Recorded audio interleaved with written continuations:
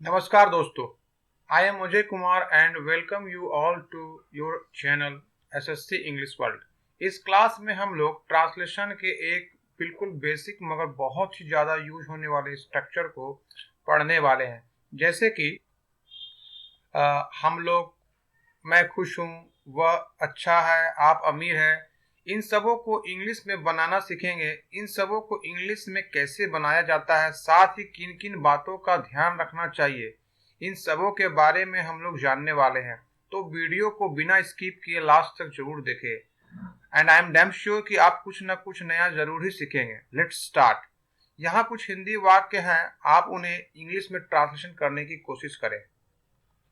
आप पहले खुद से इन सबों का इंग्लिश करने की कोशिश करें। जैसे कि मैं खुश हूँ, वह अच्छा है, तुम अमीर हो, बच्चे उदास हैं।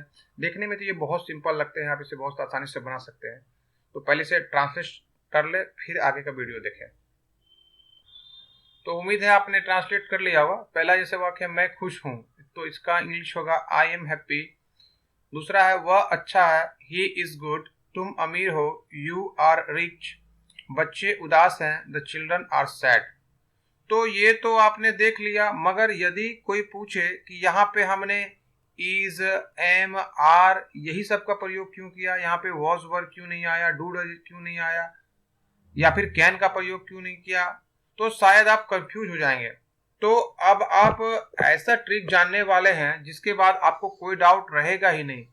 यहाँ आप गौर करेंगे तो देख सकते हैं कि सभी वाक्यों के अंत में, जितने भी वाक्य सबके अंत में देखिएगा, कहीं पे यहाँ पे हूँ आया है, कहीं पे है अंत में आया है, तो किसी के अंत में हो आया है, तो किसी के अंत में है आया है। ठीक है, तो यही जो अंत में आया है इसी के अनुसार हम लोग is, am, are, was, were या कैन, डू, डज इत्यादि हेल्पिंग वर्ब जिसे हम लोग ऑक्सिलरी कहते हैं उसका यूज करते हैं। है, हूँ, हो, है इत्यादि इन सबों का इंग्लिश क्या होता है? इन सबों का इंग्लिश होता है इज, एम, आर। क्लियर है? इसीलिए यहाँ पे हम लोगों ने इज, एम, आर का ही प्रयोग किया है। तो देख पा रहे हैं कि जैसे मैं खुश हूं, तो यहाँ हूं है तो इसलिए यहाँ पे हमने एम लगाया है। यहाँ है इसलिए हमने यहाँ पे इज का प्रयोग किया है। और यहाँ पे हो है इसलिए आर आया है इसलिए यहाँ पे आर आया है। तो जब आप ट्रांसलेशन बनाएं तो उस वाक्य के अंत में क्या है देख लें और उसका इंग्लिश क्या होता है जान लें, तो आप काफी आसानी से ट्रांसलेशन बना सकते हैं। जैसे कि यहाँ आप देख पा रहे हैं कि यहाँ अंत में है, हूँ, हो इत्यादि आया है, और है, हूँ, हो इन सबों का इंग्लिश होता है इज, एम, आर। जैसा कि आप देख रहे हैं कि इन सबों के अंत में है, हूँ, हो, है इत्यादि आया है, तो आप जो इज, एम, आर का प्रयोग कर रहे हैं, यहाँ पे एम का कर रहे हैं, इज का कर रहे हैं, आर का कर रहे हैं, या आगे और भी वॉज, वेयर इत्यादि का करेंगे, तो वो यही हिंदी के वाक्य के अंत को देख के करेंगे। तो ये हिंदी के वाक्य के अंत में जो आता है ना, है, हूँ, हो इत्यादि, इसे हम लोग क्या कहेंगे? इसे हम लोग कहेंगे पहचान। क्यों पहचान कहेंगे? क्योंकि इसी की मदद से आप लोग अंग्रेजी में उस ट्रांसलेशन का अनुवाद करेंगे। ये तो पहला स्ट्रक्चर है, इस तरह के भी सैकड़ों स्ट्रक्चर आप पढ़ने वाले हैं। तो हम लोग कह सकते हैं कि पहचान इक्वल टू हो गया है, हूँ, हो, है इत्यादि, और है, हूँ, हो इन चारों का हिंदी इंग्लिश क्या होता है? इंग्लिश होता है इज, एम, आर। इतना दूर तक क्लियर है? यानी कि जहां पे भी आप वाक्य के अंत में है, हूँ, हो, है इत्यादि देखेंगे तो उन सबों का इंग्लिश अनुवाद करने के लिए इज, एम, आर का प्रयोग करेंगे। और यही है, हूँ, हो इत्यादि को हम लोग पहचान के रूप में जानते हैं। तो यहां तक तो क्लियर हो गया होगा। अब देखते हैं कि इन वाक्यों की बनावट यानी कि स्ट्रक्चर कैसा होता है, क्योंकि सिर्फ इज, एम, आर लिख देने से तो वाक्य नहीं बन जाता है। मतलब कि इज, एम, आर के पहले क्या आता है और बाद में क्या आता है, तो ये जानना होगा कि वाक्य की बनावट कैसे होती है। तो ये जानना बहुत ही जरूरी है। इसी बनावट को हम लोग स्ट्रक्चर कहते हैं। तो ये क्लियर हो गया कि है, हूं, हो रहेगा तो क्या लगेगा। अब देखते हैं कि देखिए इसका इज, एम, आर के पहले क्या आता है। आप ध्यान से देखेंगे कि इज, एम, आर के पहले क्या आता है। तो देखिए यहाँ पहले क्या हुआ, एम के पहले यहाँ आई आया है। आई पार्ट्स ऑफ स्पीच में क्या है? आई है प्रोनाउन। क्लियर है? और यहाँ पे ही क्या है? ही भी प्रोनाउन है, ये भी आप जान रहे हैं। और यू क्या है? यू भी प्रोनाउन है।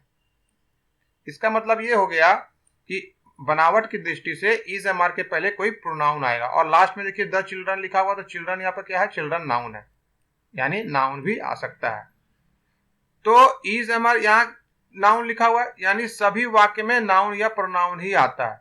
देखिए यदि आपको नाउन या प्रोनाउन क्लास में कोई डाउट है तो मैंने ग्रामर का प्लेलिस्ट एक बना दिया है, वहां जाके आप वीडियो देख सकते हैं। मैंने सभी प्रकार के इस तरह के ग्रामर के जो भी क्लासेस हैं जहां डाउट होता है वो मैंने पहले दे दिया है, तो आप वो देख सकते हैं। चलिए अब देखते हैं कि इज एम आर के बाद क्या आता है। ये तो आपने पहले देख लिया प्रोनाउन आता है। तो देखिए यहाँ पे लिखा हुआ है हैप्पी, मैं इसका कलर चेंज कर देता हूँ। यहाँ पे देखिए लिखा हुआ है हैप्पी, तो हैप्पी क्या है, हैप्पी है एडजेक्टिव, क्लियर है। यहाँ पे भी गुड लिखा हुआ है, गुड भी है एडजेक्टिव, ओके, गुड भी क्या है, गुड है एडजेक्टिव। रिच भी एडजेक्टिव है और सैड भी एडजेक्टिव है। इसका मतलब ये हो गया कि नाउन या ये इज एम आर के पहले जो आएगा वो कोई प्रोनाउन आएगा, जैसा कि देखते हैं, या कोई नाउन आएगा, और इज एम आर के बाद क्या आएगा, कोई एडजेक्टिव आएगा, जैसे कि हैप्पी आ गया, गुड, रिच, सैड इत्यादि आ गया। और एडजेक्टिव का क्लास भी मैंने पहले दिया है।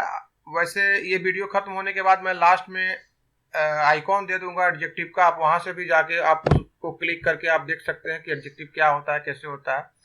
तो यहाँ हमने, तो इस प्रकार हम देख सकते हैं कि इज एम आर के पहले नाउन या प्रोनाउन आता है और इज एम आर के बाद कोई एडजेक्टिव आता है। तो इसका स्ट्रक्चर किस प्रकार से बनेगा, आइए देखते हैं। तो इसका स्ट्रक्चर किस प्रकार से हो गया, पूरा स्ट्रक्चर हो गया कि यहाँ हम लोग पहले नाउन या प्रोनाउन कुछ रहेगा, उसके बाद इज एम आर, तीनों में से कोई एक रहेगा, और उसके बाद एडजेक्टिव रहेगा, ठीक है। इसका एक दो और एग्जाम्पल मैं आपको दिखाता हूँ। देखिए हमने यहाँ दो एग्जाम्पल और लिया है, जैसे कि विकास थका हुआ है, तो मैं पहले क्या करना है, पहचान देखना है। पहचान अंत में क्या है के लिए क्या लगेगा, इज एम आर में से कोई एक लगेगा। तो यहाँ पे इंग्लिश क्या हो गया, विकास इज टायर्ड। तो यहाँ विकास क्या है, विकास है नाउन, इज एम आर तो इज है, और टायर्ड क्या है, टायर्ड है एडजेक्टिव, क्लियर है।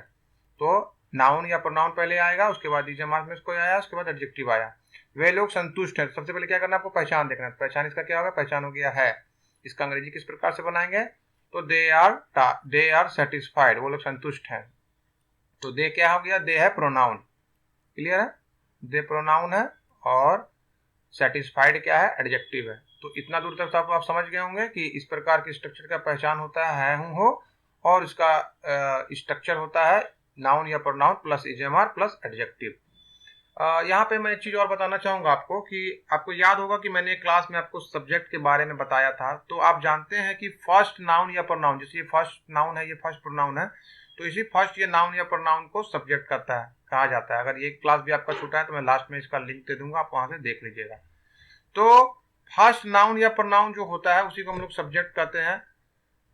तो हम ऐसा भी कह सकते हैं कि जैसे नाउन या pronoun plus is am are plus adjective, तो चूंकि फर्स्ट नाउन या प्रोनाउन सब्जेक्ट होता है, आपको पता ही है, तो यहाँ पे हम इसे नाउन या pronoun is am are plus adjective के स्थान पे हम लोग subject plus is am are plus adjective भी लिख सकते हैं।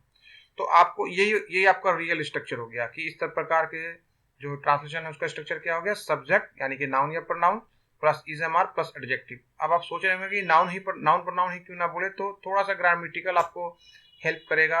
अगर आप नाउन प्रोनाउन की जगह पे सब्जेक्ट बोलेंगे तो ज्यादा सुविधा होगी, इसलिए आप नाउन प्रोनाउन जो फर्स्ट में आता है, चूंकि फर्स्ट नाउन प्रोनाउन को सब्जेक्ट कहा जाता है, तो वहां पे आप नाउन प्रोनाउन ना करके सब्जेक्ट ही कहिएगा, subject plus is am are plus adjective. और इसका पहचान क्या होगा, तो आप देख रहे हैं subject plus is am are plus adjective, और इसका पहचान होगा है हूं हो, ठीक है। तो इस तरह से अब जो रियल स्ट्रक्चर बन के आएगा वो किस तरह से आएगा वो देखते हैं। देखिए रियल स्ट्रक्चर हो गया, स्ट्रक्चर क्या हो गया, subject plus is am are plus adjective, और पहचान हो गया है हूं हो। देखिए शुरुआती क्लास है इसलिए मुझे थोड़ा बेसिक में डिटेल में जाके बताना पड़ा। आगे की क्लास में आप चूंकि अब सब्जेक्ट समझ गए हैं कि सब्जेक्ट नाउन या प्रोनाउन को कहते हैं, उसके बाद पहचान क्या होता है, जिस वाक्य के अंत में जो आता है, जैसे है हूं हो था थी पहचान कहते हैं। तो इन दोनों की मदद से आसानी से आप सैकड़ों का सैकड़ों स्ट्रक्चर बना सकते हैं, कहीं पे भी आपको कंफ्यूजन नहीं होगी। अगर आपको वीडियो अभी तक पसंद आ रहा हो तो आप लाइक जरूर करें, और साथ ही साथ अगर आपने चैनल को सब्सक्राइब नहीं किया है तो चैनल को अभी जाके सब्सक्राइब करें, और अपने दोस्तों मित्रों के बीच में शेयर करना ना भूलें। अब यहाँ पे कुछ नोट्स है उसको ध्यान देते हैं। जैसे कि देखिए यहाँ पे आपको इज एम आर में कंफ्यूजन हो रहा होगा कि कहाँ पे एम लगाएंगे, कहाँ पे आर लगाएंगे, और कहाँ पे हम लोग इज का प्रयोग करेंगे। तो ये मैं क्लियर कर देता हूँ। जब भी आपका सब्जेक्ट आई होगा, देखिए सब्जेक्ट के अनुसार वर्ब लगता है, ये सब मैंने आपको बहुत पहले क्लासेस में बता दिया, फिर भी मैं बता देता हूँ कि सब्जेक्ट के अनुसार ही वर्ब का यूज होता है, खासकर ऑक्सिलरी वर्ब का और मेन वर्ब के भी कुछ रूप का। तो जब आई आपका सब्जेक्ट रहेगा तो वहां पे आप आई के साथ एम लगाइएगा, यू आपका सब्जेक्ट रहेगा तो यू के साथ आपका आर का प्रयोग होगा। और वही कोई प्लूरल सब्जेक्ट रहेगा, जैसे प्लूरल सब्जेक्ट क्या हो गया आपका, प्लूरल नाउन, जैसे कि द चिल्ड्रन या बॉयज कुछ भी, या फिर वी दे, आपको पता है ये सब प्लूरल है। सिंगुलर प्लूरल क्लासेस में मैंने दिया है, अगर ये सब क्लास में दिक्कत है तो पहले के क्लासेस को जाकर देखिए। तो प्लूरल सब्जेक्ट के साथ हम लोग क्या करेंगे, आर का प्रयोग करेंगे प्लूरल सब्जेक्ट में, जैसे प्लूरल नाउन हो गया या वी दे इत्यादि हो गया। और सिंगुलर सब्जेक्ट क्या हो गया, जैसे कि कुछ singular noun the boy, Ram Shyam इत्यादि, या फिर ही शी इत्यादि, ये सब के रहेगा। तो इन सबों के साथ हम लोग ईच का प्रयोग करेंगे। तो इस नोट को बड़े अच्छे तरीके से लिख लीजिए। इसे मैं एक ब्रीफिंग में समझा देता हूँ। देखिए आई प्लस एम, क्लियर है, यू के साथ आर का प्रयोग होगा, और सिंगुलर सब्जेक्ट कुछ भी रहेगा तो सिंगुलर सब्जेक्ट के साथ इज लगेगा और प्लूरल सब्जेक्ट के साथ आर लगेगा। ये इस क्लास का पहला पार्ट है, और इसका कंटिन्यूएशन में अगले पार्ट में हम लोग इसके और भी यूज समझेंगे, नाउन के साथ कैसे यूज होता है, और भी कॉम्पिटिटिव एग्जाम में क्या क्या पॉइंट्स को याद रखना पड़ता है, उन सब चीज़ों को देखेंगे। वीडियो देखने के लिए आप सबों का बहुत बहुत धन्यवाद।